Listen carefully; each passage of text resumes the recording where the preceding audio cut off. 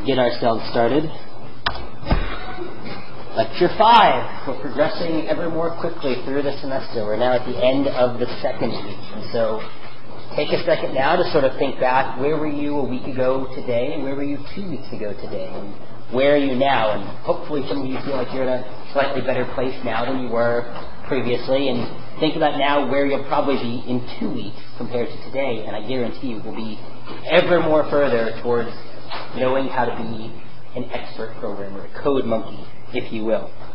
So a couple of quick announcements. One thing that one of my TAs, Joe, helped me put together that I sort of realized not using a Mac is that the Macs kind of obscure this whole command line interface from you. They try to make things as simple as they can, and this is sort of the iPhone and iDevice paradigm. You know, they obscure a lot of the main functionality to make things easier, and so the notion of command lines and paths, well, not command lines, but paths in particular, are not really there in Java, but they're sort of hidden under the surface. So if you do have a Mac and you're not sure how to access the path or know where you are, you can actually go to View and select Show Path Bar. And then if you see sort of the file system, which he has sort of set up right here, where he's got the lecture videos and he's got stuff in there, once you select Show Path Bar on the bottom, you'll see it actually shows exactly where you are in your file system. So if you're in the command line and you want to quickly go to somewhere in your actual Windows space, this is how you do it. For some of you, this is probably something you already know how to do. Some people weren't aware of it, so now I just wanted to sort of make it clear and get it out there for everybody. The next thing is that I've now updated the syllabus, as I will show you guys. So we now have the exam dates on there, and I will pull that up. Actually, did I add? Oh, I didn't add the new one to the website. What I can do, actually, and this won't wind up showing up on the recording, but I can show you guys on my laptop. But the basic gist is that we've now set the exam dates, and I've also slightly changed how we're going to handle the assignment turn-ins for the problem sets. We've also slightly changed the we've also changed some of the due dates. So the people who are watching this on video, I apologize if you can't see this, but by the time you access this, the syllabus will have already been updated. So first order of business are, well, I've updated the discussion leaders. We now have a couple new discussion leaders. Some of you may have seen me in your discussion class on Tuesday. We now have discussion leaders to fill those sections. And if we go over to exams, there we go. So exam 1 is now going to be on February 19th. And exam 2, so this is just before spring break, and then exam 2, March 26th. And we'll discuss more about what to anticipate in the exams as we get closer. I'll probably provide some kind of practice sheet or something so you know exactly what to expect. These are going to be in-class exams, not at night. And so hopefully that will be the minimum amount of pain. Because I always hate to give nighttime exams, or as a student take nighttime exams, because especially it's awkward if the exam is on the same day as the class, because you try to teach the class and nobody really wants to listen.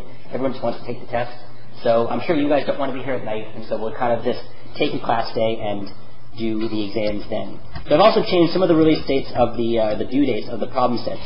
And this will sort of adapt over time as we move either quicker or slower. This is just sort of a template.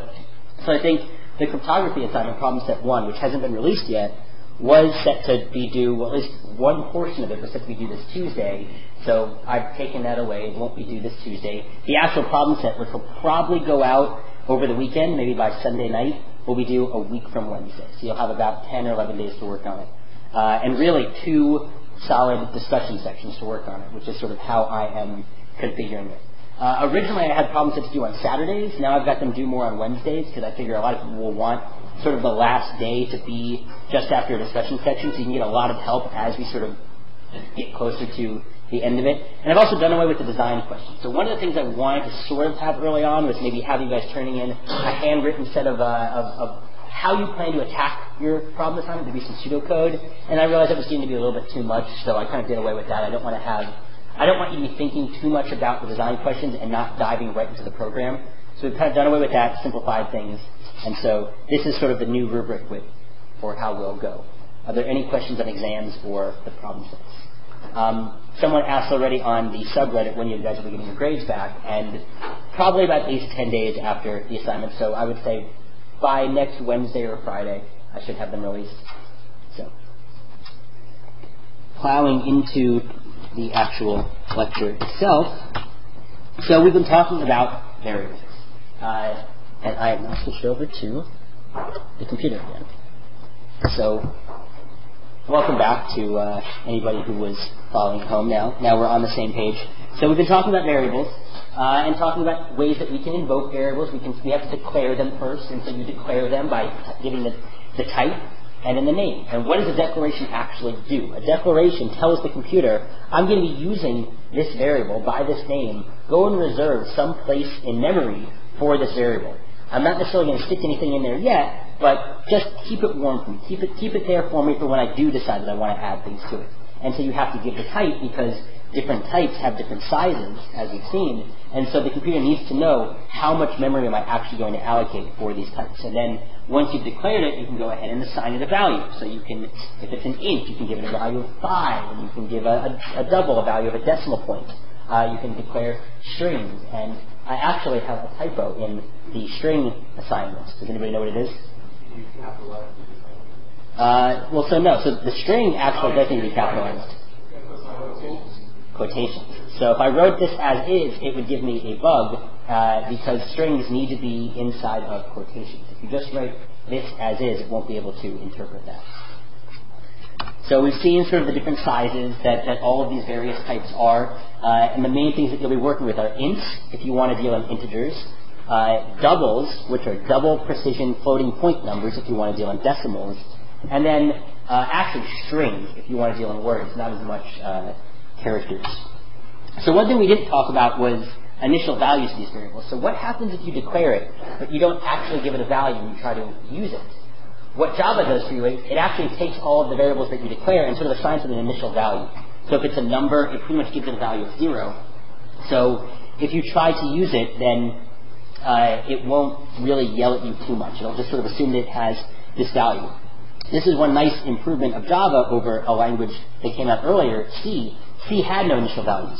Once you went and sort of declared space for memory and tried to use that variable without actually giving it a value, it wouldn't initialize whatever was in that memory that you declared to something else. It would just use whatever's in there until you replace it. And so a lot of times, your program would do garbage-related things if you didn't initialize it. So Java's a little bit nicer in that sense. So in is declared to 0. Along is 0L. And so if you actually ever want to write a value and sort of call it along, so we saw that if you write, say, the value 1, Java always thinks that that's an int. If you write the value 1.0, Java always interprets that as a double. And so you can, in some ways, if you're just using the number and you're not actually storing it in a variable, you can tell Java how you want it to treat that variable by some postfix notation. So you can add an L if you want it to be a long, an F if you want it to be a float. The double, you generally just need to write the decimal point, but if you want to be really explicit, you can include a D. If you want to sort of show someone that's reading your code, this is a double and it's not actually a float.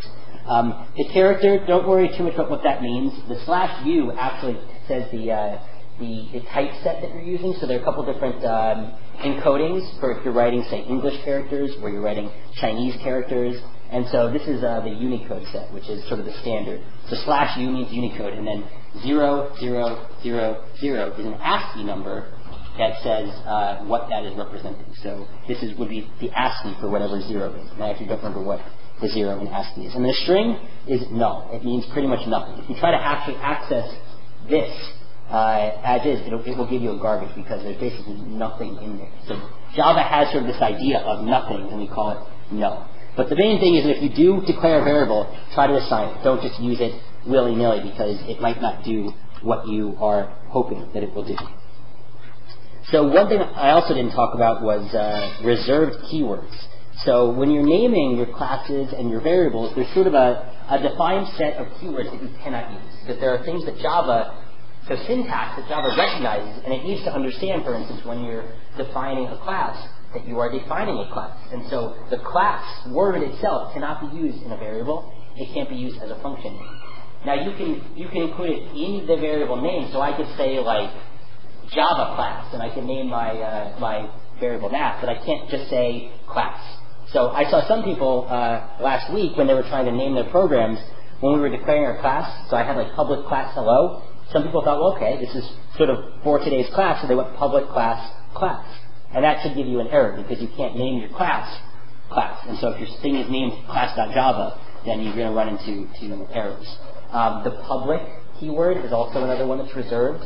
So a good rule of thumb, especially if you're using Sublime, is that if you're trying to declare either a class, and we really have only been declaring classes at a very basic level. We'll get to that in more detail. If you're trying to declare a class or a variable, and the name you're choosing pops up in some color that Sublime recognizes, that means that Java is probably interpreting that as a command word that it knows.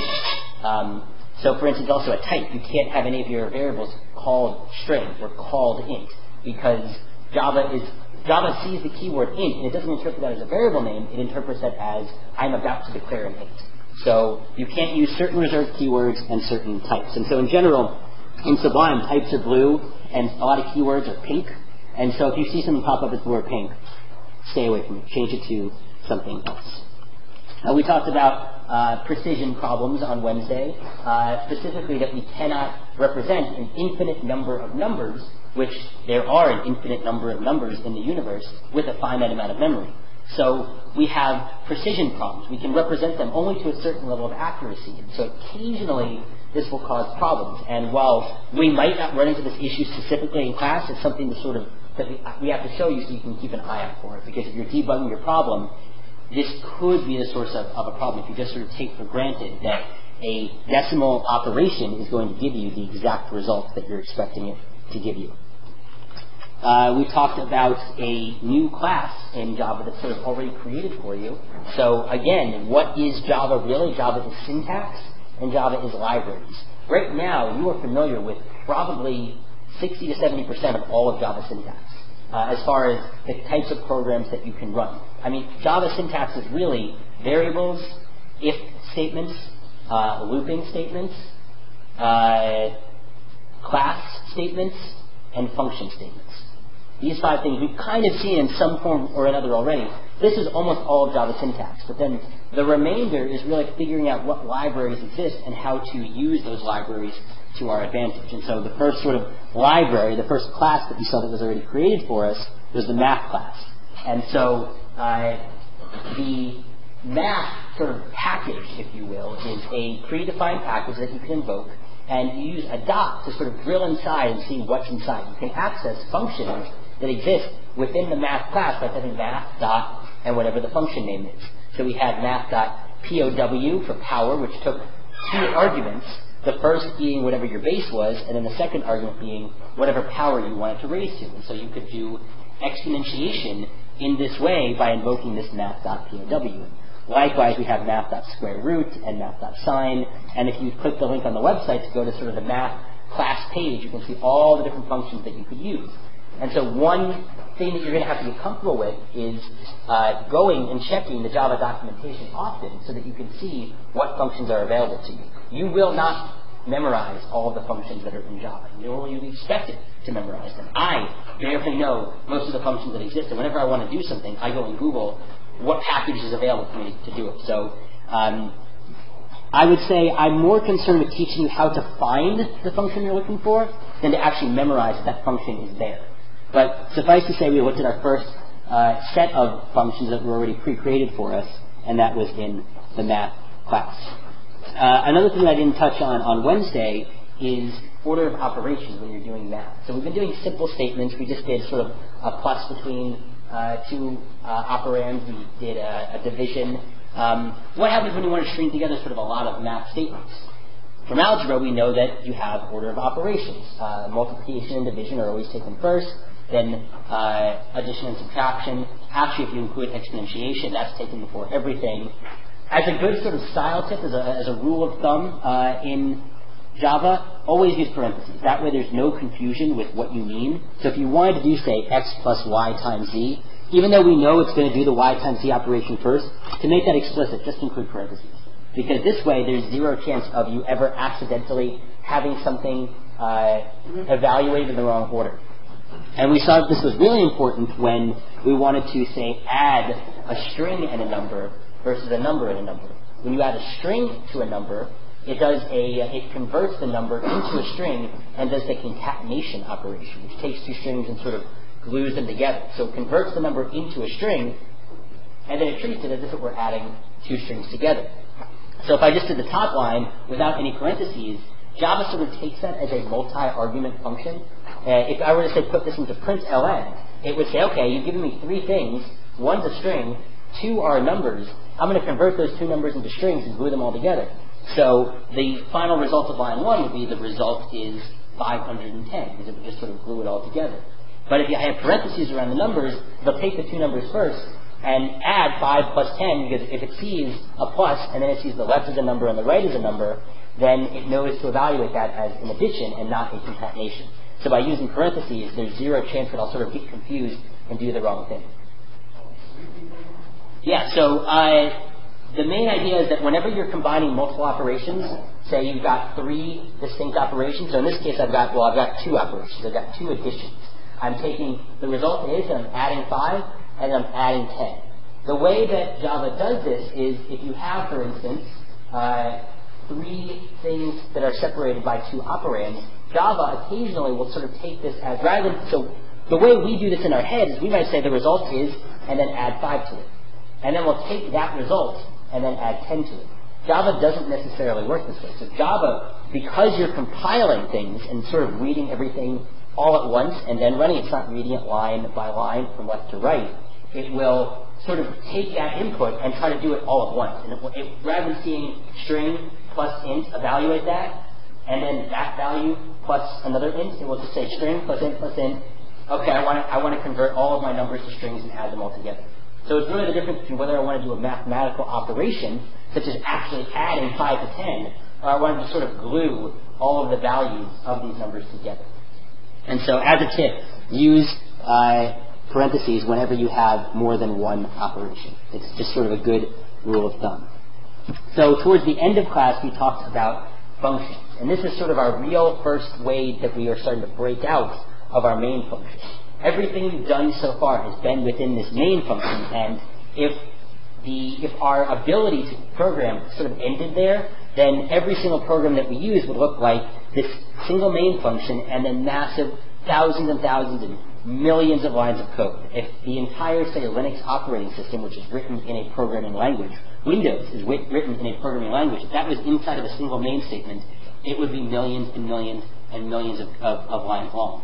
Now, the actual code is millions and millions of lines long, but it's sort of broken up into different files that you're able to sort of pick out certain operations and where they are. And we'll get to that a little bit later when we're working with multiple files. And you'll actually have multiple classes that are all in different files for better organization, so that it's not all sort of jumbled up into the same main line. But more importantly, what functions really do is they allow you to reuse code. So I can, if there's something that I want to do multiple times, I can write a function to do it one time, and then every time I want to do that, I can just call that function over and over and over again. And so we saw the first function that I made was newline, where I just did something simple. I took system.out.println, and I stuck that inside the function. And now every time I wanted to create a new line, I could type out system.out.println, which is a little bit long, or I could write about half the characters and just write newline with the parentheses. And this would do the same thing. Every time that it comes across newline in my main statement, it would go find the function called newline and do whatever's inside of it. And so I could do, for instance, 3 lines, where I am calling newline 3 times, and to sort of save space, I put it all in the same line. But you can see that there's a semicolon that is partitioning this into 3 distinct statements. So I can just use 3 lines, which is, 10 characters, and then it'll do newline, what it'll really do, system.out.println 3 distinct times. So I'm saving myself a lot of space. And when I start to do more complex things, this will become really, really helpful. And especially when we get into arguments that allow you to pass information to functions, you can make really, really general functions that you can use over and over and over again. You as a human use functions. For instance, if you want to go eat something, you know how to eat something. But if you had to eat the same thing over and over again, that would be boring. So you can have a single eat function, and you can sort of pass arguments for what it is that you want to eat every day. And so you can have one functionality that can perform different operations, but we'll get to, I guess I'm getting to it now. So that is parameters. So you can control the functionality of a function by passing it additional information. And so this is actually occurring in the main statement. So in the main statement that we've been using over and over and over again, we've been seeing in parentheses there's this string args. And I think I used it once last week, but it's pretty much been hidden for us. We've just been typing it willy-nilly as boilerplate every time we wrote our programs. But there's an actual reason that we have this, and that's because the main function itself takes arguments. When you're typing Java and then your class name, you can give it additional arguments that you want to include in your program. So you can add additional functionality to your program. And I think last week I did something simple where I wanted to print a greeting for a person. And so I was able to type their name on the command line and then access that. And the way that you do that,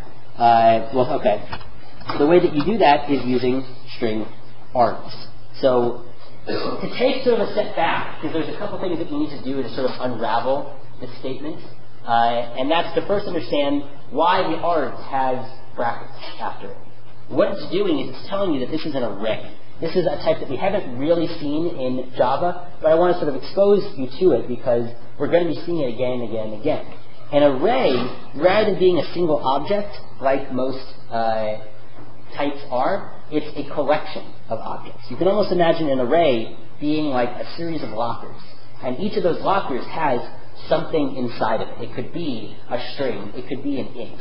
And so you can access which locker you want to access by using a bracket and then using sort of a number to indicate which locker you want to use. So you've got, for the arg array, I can use arg0 to access sort of the first locker, the first argument, and then arg1 is the second one, and so forth. And so you can actually create any arrays of any size to store lots of information sort of concisely. And so using the args variable, I can pass it any number of command line arguments and then access them sort of one by one. So let's go ahead and actually see that in action. So I'm going to start with my class name, and let's call this command line text. So I'm going to actually go ahead and save this right now so I can get my syntax highlighting as I'm typing. This is going to be saved in... Actually, I want to save it in my sequence. So I'm going to navigate to my home directory and save it right there as command line test.java. And what I'm going to show is that you can, by passing arguments as you're running your program and accessing them using the construct of arg0 and arg1, you can provide even more powerful functionality to your program. So now I've got my nice syntax highlighting, so public class, and then I'm going to write my main statement. So I've got to include my other modifiers. It's static, and then void. And again, we'll continue to break this down and show what some of those various other components mean. So string args. And so we've sort of seen how you declare a variable by giving a type and a name. What I'm basically doing is I'm saying the thing that is going to be passed to main is going to be an array, and I know that it's an array because I've got the two brackets after args, but more importantly, it's going to be a string array. So it can't just hold anything. These lockers can't hold any object. They can only specifically hold strings. And so every time I access args, I know that I'm going to get a string back. And so I could, for instance, do something like string. I'm going to declare a variable, and I could say argument 1. I'm going to call it argument 1 equals args, because I want to actually access now what's inside of args, 0. So again, we're counting from 0 here in Java, so this would give me the first argument. So why hasn't this highlighted? So as you're typing in Sublime, one reason why Sublime is nice is that it lets you notice errors when you're typing. So for instance, string hasn't shown up in blue, which means it doesn't really recognize it as a string. So something is missing in this program. Can anyone tell me what it is? So I don't need quotations, because I would need quotations if I wanted to do something like arg1 is equal to Bob. But since I'm not actually giving a specific value, this should be fine as it is. I have a semicolon. So I think I know what you guys mean, but it's not really a bracket, it's a curly brace. But the problem is that I haven't actually enclosed anything within my main function because I didn't have curly braces. So what Java saw was that I sort of declared this main function here, but didn't put anything inside it. It saw this as sort of being outside, which gave it a syntax error. So once I added the curly braces, then it pops up. And I actually want this to be inside of main, so I'm going to move my curly brace down to here. So this is a good example as to why we are using Sublime, for example, because the syntax highlighting is really helpful. It can help show you where you might have obvious errors. So by doing string argument 1, I can see exactly what's inside of the arguments. And so I can type something like, let's use our usual way to print something to a screen, println. Let's see what's in args0. Now I've actually typed arg0 within the quotations, which means it's not going to evaluate what's in arg0, it's just going to print the word arg0. So don't get too confused with what I'm doing there. So I have to actually add, using the concatenation operation, my argument 1. So I'm taking whatever I'm going to pass from the command line, which gets automatically stuffed into this array called args, and then I can access it by using a number inside of these brackets, store it into a new string that I'm calling argument 1, and then printing it out. So if I now save this and run my Java C command line test, whoops, that's Java, not Java C. So I have an error, and as usual, I forgot a semicolon. So that ran as is. So now, what happens if I just run this as is? I get an exception. Because what I'm doing in this program is I'm anticipating that there is going to be an argument passed. And if I don't pass an argument, I get what's known as an array index out of bounds exception. This is sort of a long way of saying you're trying to access a part of the array that doesn't exist. So in this case, this array right now has a size of basically 0 because I haven't added any command line arguments.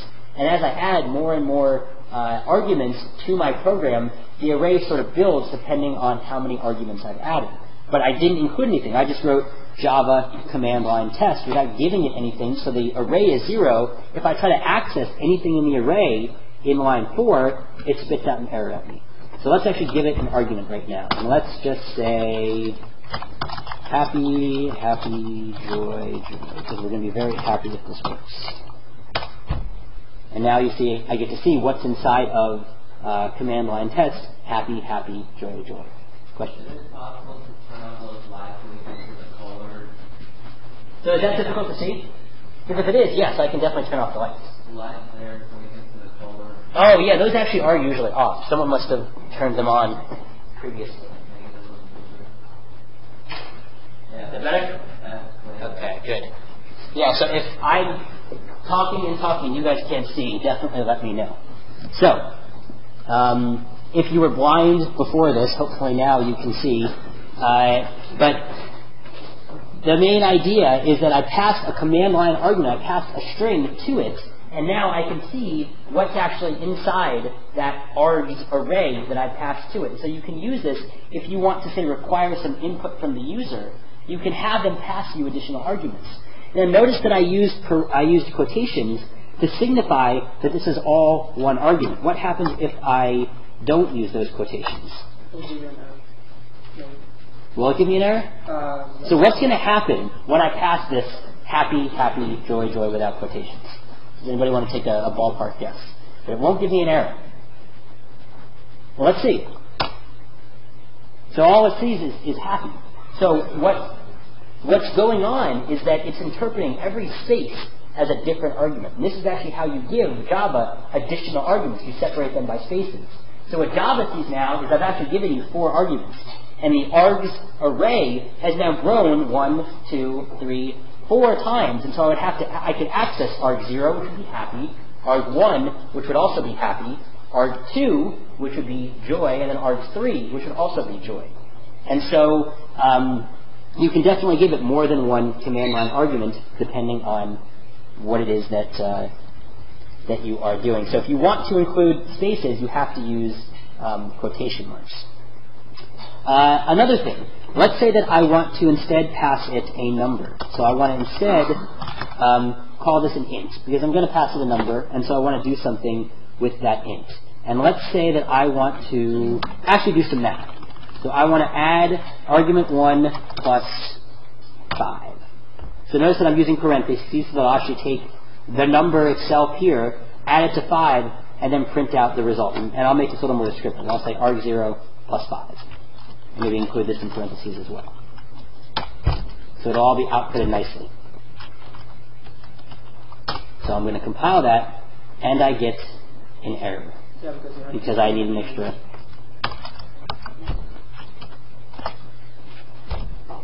This is actually the error that I was expecting. So I was anticipating an error. So what's going on here? You have a string and an integer. You're saying this int. Exactly. String is equal to this. So in the top, in the parentheses of main, I've done something very specific. I've said that when I get this variable, this args array, it's going to be of type string. And the only things that can be inside it are things of type string. And so if I try to declare an int and set it equal to the variable, I get an incompatible types problem, where I've got a string on the right and an int on the left, and I can't really equate the two. So one thing that we learned on Monday and Wednesday is that you can do an operation known as casting. So if I wanted to cast this as an int, I would do that. But as we're about to see in a second, this actually doesn't entirely work either. So if I try to run that, that still doesn't work. And the reason that it doesn't work is because the casting operation is something very specific. So if you imagine the base types as just these strings of ones and zeros, the casting is either adding or subtracting ones and zeros. Basically, if it's subtracting, it just sort of cuts it off. If you want to cast a double to an int, a double is 64 bits and int is 32 bits. So there's sort of 32 bits which describes the whole number and 32 bits which describes the decimal. If you convert from a double to an int, it just sort of chops off the part that's the decimal. Likewise, if you wanted to go from an int to a double, it takes whatever the int was and it sort of adds on a whole round of zeros which represents the zeros for the decimal. But for the string, it's not really being represented as a number. It's sort of going through this process where it's an ASCII number and it's being converted into characters based on the ASCII mapping. And so it doesn't really make sense the casting operation doesn't work in sort of the same way. But there is a way to do this. So if there wasn't any way to do this, then programs would cease to have a lot of functionality, but you can actually convert between strings and integers. And now we're going to see an example of yet another class that exists in Java. So we've seen the math class and how we access functions in the math class by typing the class name, which was math, a period, and then a function. Likewise, there is an integer class which exists. And if I type a period, I can access functions which exist in that class. There's a specific type of function in there that's called parseInt, for parseInt. And it takes an argument which is a string, and it converts it for you into an int by figuring out, based on what the zeros and ones are for the ASCII, which integer that might correspond to, using a more in-depth algorithm than the actual casting does. So if I pass that arg0 as its argument, then I can go ahead and see what that should do. Now it runs no problem, or at least it compiles no problem. So remember, just because it compiles doesn't necessarily mean that it's going to run, because there are different types of errors. There are compiler time errors, but there are also runtime errors. And so we're not entirely guaranteed that this should work. Let's put in 10. And then we see that arg0 plus 5 is in fact equal to 10 plus 5. It's converting the 10 into an integer and adding 5 to it. Well, what happens if, let's say, I want to type Bob in here? I wonder what's going to happen. It gives me a number format exception, because in line 4, it's trying to parse this string as an integer, and it sees Bob, and it's like, I don't know what this means. This doesn't mean a number. And so one thing that we're going to get to next week is we're going to show how to error check your program. So if I want to, for instance, make sure that I'm getting an int at the command line, rather than throwing an error, I can do something a little bit more complex to check well, is this number actually an int? And if it's not, maybe I'll give the user a more expressive message to say, hey, you didn't give me an int, try again. But right now, it's just going to spit out an error saying that this doesn't really work. So I'm going to save this as it is, and so that way I can upload it on the website. And then we're going to try something different. So let's say that I want to work with just a positive integer. So I want to say, I'm going to call this class, give me positive int. And I'm using long class names because I want to try to use different class names for every class so we can sort of differentiate the programs, and I can save all of these. So I'm going to get rid of all of this that I've done so far and resave it as something else. I always have to name it the same thing as the class name, so I'm going to name this as gimme posint.java, positive int.java. So I'm going to sort of do what I did before, where I want to have an input, argument 1, and actually to make this a little different, let's just change the variable name. This is I can sort of instill in you guys that you can call these variables really whatever you want. So I called it argument 1 in the last class. I'm going to do the same exact thing, but I'm going to call it input. So you can just change around your variable name. So I want input from the user, and I want it to be an integer, but again, because of the fact that I only get strings from args, I want to use this parseInt function in the integer class and convert it as such. But now, what I really want is a positive integer. And if I don't get a positive integer, I want to do something. So if I want to check whether or not this is a positive integer, and then do something, but do something if it's not a positive integer, what kind of construct should I use? An if statement. So now we're going to finally start to see how if statements apply in Java. You guys should be well familiar with them in Scratch, but now we can sort of see what they look like in Java. So as I've shown you in the syntax, the if statement is just the word if, and then it's a set of parentheses, and you put the condition that you want to check inside. So since I want this to be a positive integer, I can say if the input, which is my variable, is greater than 0. And I'll use curly braces, and so it'll run whatever's inside of the curly braces only if the integer is greater than 0. And so maybe I want to print something like, good job, you can follow directions. Because clearly the program's name is give me positive int. And if you give me something that's not a positive int, you cannot follow directions. So I could just run this as is, and what would happen if I put in a negative number? Nothing. It would go and it would evaluate the statement, and it would say if input is greater than 0, but it's not, so that it just wouldn't run, and it would get to the end of the main statement, and it wouldn't do anything. So now I want to actually give it some additional functionality if it's not greater than 0. So maybe I put else if. So this is the construct we haven't seen yet. So in Scratch, we only had if else. If something is true, do this. Otherwise, do this. But I can add sort of additional statements where I can say, if this thing 1 is true, do this. Well, if that's not true, check this condition. If this is true, then go ahead and do this. And I can nest as many of these sort of else ifs if I want.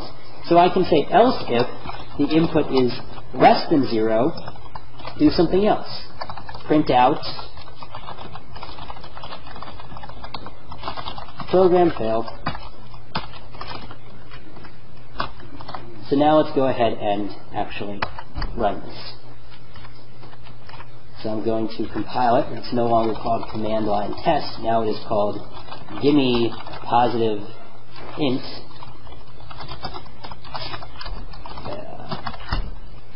Not Thursday, it's Friday. Okay, so I have an error. What is my error?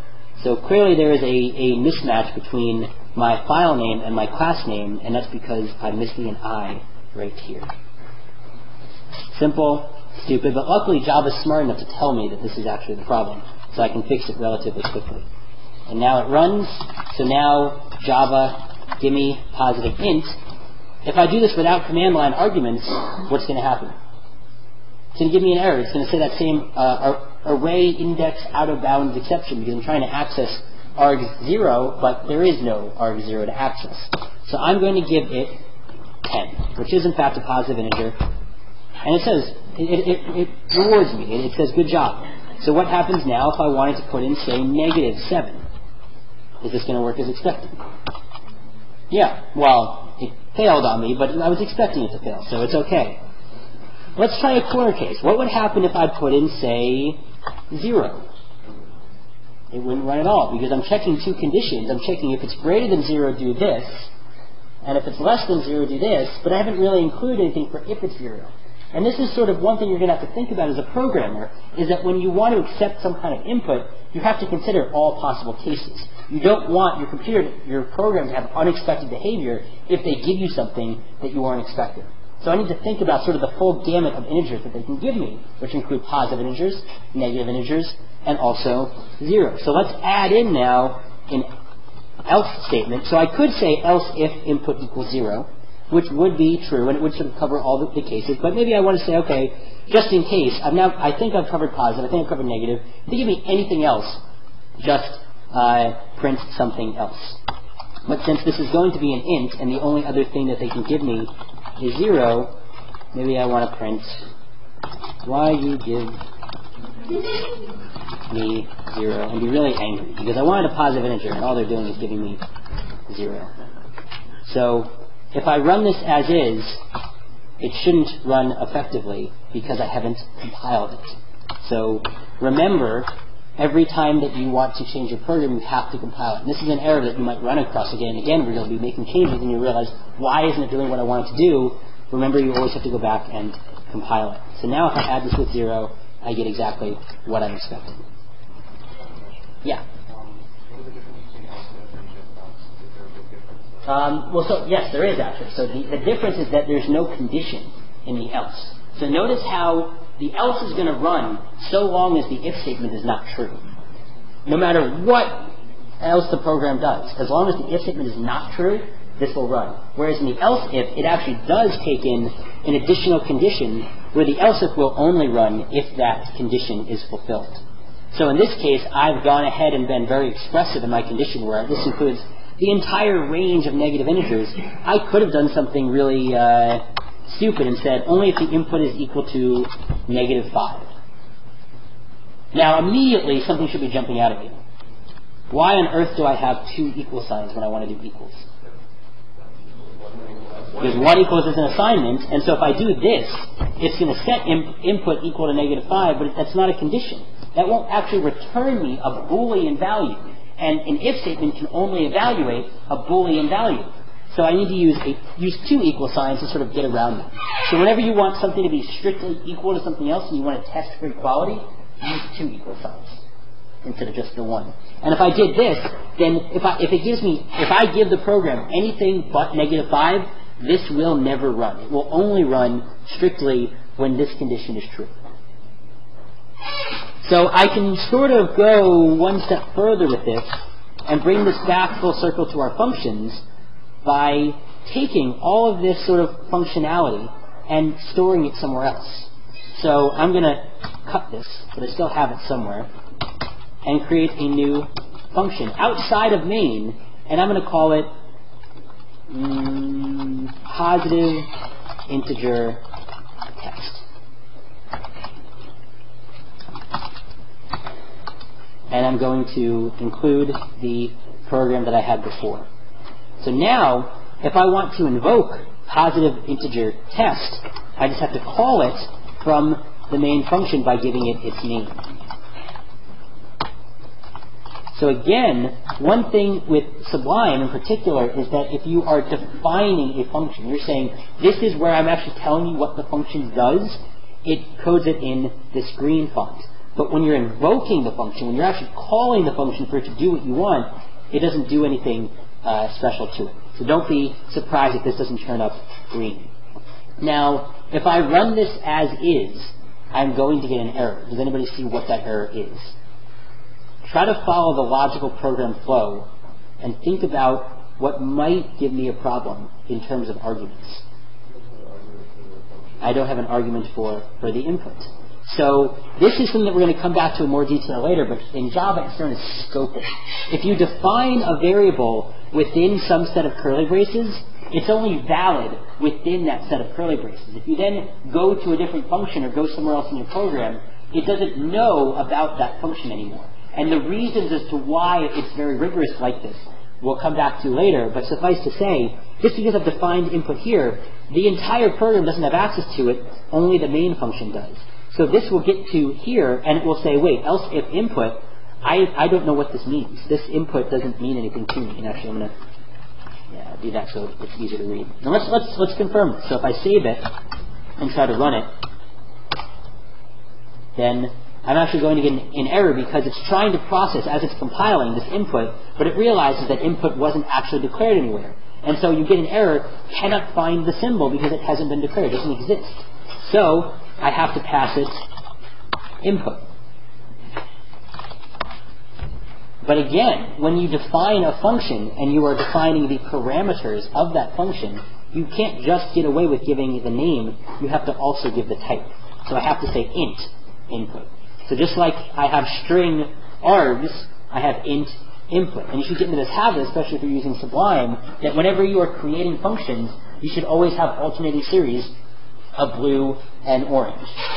And so that'll be type name, and if you wanted to have, say, more than one input, you separate them by a comma. So I could say int input 2, if I had an input 2 somewhere.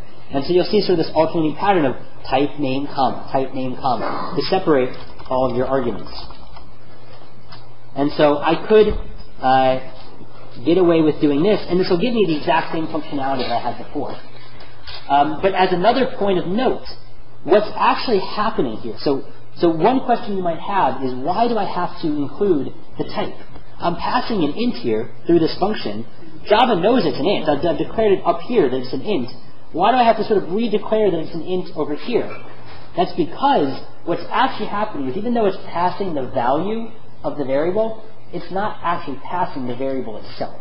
What it's doing is, inside this function, it's creating a new variable, and it's copying into that new variable the value that was in the argument that I passed to it. So I can call this something completely different, and it'll still work, because it will create sort of this new variable and copy the value into it. And let's see that in action. Let's call this something completely different. And so now I'll have to actually copy over, because I don't have input anymore, I have this thing. But this is still kosher. This should still work if I compile my program and run it. So I compile it. Let's give it 0 again. And it runs just as it should. So it's going to go to this point in the program. It's going to parse the string and declare it, create it as an input. And then it's going to hit this function, in which I'm going to say, take whatever's in here, which happens to be 0, pass it into this function, and then the program is going to go down to the function, create a new variable called something completely different, take whatever's an input, store it into this new variable, and then I work with this new variable as if it was something that I had the whole time. Can I do something like this? Or will this give me an error? And I ask questions like these on purpose because I want you to think this way when you're writing your programs. I want you to try to, as you're creating things, think of ways that you might break your program and think, well, what happens if I try this? And the best way that you can answer it is you can just try it. Is that public main function inside the class? Yes, and that's a good question to ask. So yes, this is still completely contained in the class, but this is and I can even do this using Sublime's nice folding functionality. So I can just sort of fold these up and just look, okay, I have one function called positive integer test and one function called main, and I'll unfold these now. So will this work? Let's find out. I'll recompile it. It compiled fine, and it gives me the same functionality. So yes, it will. And so this is an important thing to realize, that programs are not going to run necessarily top to bottom. When I run Java, give me positive int, it's looking for the main function. It doesn't matter where that main function is in your program. It'll go through the class and it'll say, okay, is this the main function? No, keep moving. Is this the main function? Yes, it is. Now execute whatever's in here. And then when it finds this integer, or this function, it's going to then go ahead and go back up and invoke the function. And this is actually one reason why we compile before we run our program, because what it's actually doing in the bytecode is it's sort of rearranging these. When you're running the compiler, it'll look for the main function, and then it'll find the function, and then it'll sort of scan the file again, looking for that function, and if it needs to sort of rearrange it in the bytecode, it will. And so it sort of does all this for you, and that's why now Java works really quickly. And so this means nothing to you when I say Java works quickly. If you get to learning other languages like Python, among others, compared to Java, these are a lot slow. And that's because Python is a language that's not compiled first. It's what we call interpreted. And we might see a little bit of that later. I might give you sort of a one-day primer on other languages. So today we've talked about functions, we've talked about specifically command line arguments, and we're going to move a little quickly over the next couple of days because problem set 1 is going to be released probably about Sunday night. There's going to be things on there that you haven't seen before, and so over the course of the next week we'll be sort of building up our toolkit so we can do a lot of the things that are in problem set 1. So on that note, there is no class next Monday, so we all get a nice little break. We will have discussions on Tuesday, so I will see you either in discussion or in class on Wednesday. Why is it that in Java, why is it that in Java, when you compare a string to another string, you don't put equal? Instead, is it dot equal? Well, it's string compare or something like that, yeah, or it's dot equals actually. Right. That's because when you do an equal, basically when it's going to use, it's going to look at the zeros and the ones, and so equal itself is a very specific operator. It only knows how to compare what we call base types in Java. And I showed you that string is not one of those base types. It's a class. Right, it's a class. And so this is sort of a more general case, which is more difficult to realize now because we haven't created our own classes. But in general, when you create your own class, you have to be able to tell Java, how do I determine if these things are equal to each other? One object equal to right, if one object is equal to another, because in strings that seems obvious. Okay, do they have the same sets of letters? But what if, like, we're creating a dog class? How do I decide whether two dogs are equal to each other? Do two dogs having the same breed and name mean that they're equal to each other, or do I have to have the entire genetic code implanted in the program and compare those? So you can sort of define yourself how these things are equal to each other by calling it dot equals. Okay. So in the string class, they've already defined for you that dot equals does this thing in particular. Okay, it compares the characters one by one, but equals on its own can't do that. Okay. Also, in order for Java C to run in my CMD, I have to download the JDK. Are you using Windows CMD? Yes. That is going to be very evil for you. I'm not going to explicitly say you can't do that, but I'm going to say that the amount of pain you're going to be receiving will be 4 times as much as the amount of pain that each one of these other people will be receiving. Okay. So it's whether or not you are a sadomasochist or you want to actually be happy all the time. I would just say one. Okay, thank you. Actually, it's a question for the exams, but for the exams, I'm supposed to be in your class, next class. Okay. Do I need to take it in that next class, or can I take it in here? I will let you take it in here. I don't think that'll give me a problem, because I'll probably ask that you'll write something on the exam, but the worst case scenario, if, for example, I'm grading your test and I go and check period 4 and your name is not in there, the first thing I'm going to do is go check period 5. So I don't think there'll be any kind of problem. Thank you. No problem. Hey. I had a question about when you declared the array. Yeah. You just have to be a string. So I didn't actually declare. Okay, so yeah, I didn't technically declare the array. I sort of defined it in the function. But yeah. So what was your question? Does it have to be a string data type? In main, it does. In general, no. So we'll get to maybe later down the road defining arrays of other types. But for main, it will always be a string. So yeah, that's actually a good question. Okay. You can't say main and then int args or anything like that. It's always going to assume it's a string. Okay. And it's always necessary to, you said it wasn't declaring the array, but is it always necessary to put that array as a parameter? Yes. So if you just have an empty parentheses in your main, it should be done. Okay. Yeah. It's sort of just boilerplate that you just get used to writing in Java sort of over and over and over again. Okay. Because you as the user can't really restrict, I guess, the ability to take command line arguments. That functionality is just sort of always there.